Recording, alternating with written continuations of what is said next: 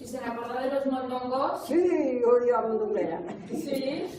Cuéntenos cómo fue la Yo mondonguera. iba per todas las casas, iba yo. Sí, ¿a qué? A fer mondongo. A fer mondongo. ¿Cómo fue? El primer día que se El fue. primer día te dan las morcillas y las tostetas. Y una cena para todo el pueblo, para todo igual. ¿Y en esa Todos los cena años. qué fue?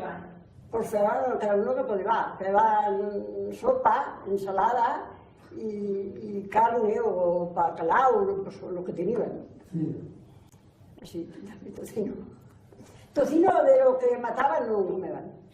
Porque si uno comía ya, bueno, ya veo. No quedaba mañana, si no, no quedaba mañana. Pero al día siguiente estaban las longanizas. Y las morcillas de grasa, las de arroz, las tostetas. Y aquello pues lo hirvían todo.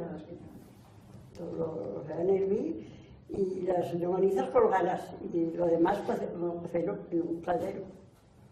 Y aquello se guardaba todo el año. Colgabas en un reposte y allí todo el año. Hasta que se acababa. Hombre, si no lo sacabas de allí, allí estaba. Pero no duraba todo el año, ni medio año tampoco. Pero mucha cuadrilla. Quedaban jodidas y me llevaban un trozo de tocino allí porque no había más nada. Y pues las jodías y un trozo de tocino. Y a correr.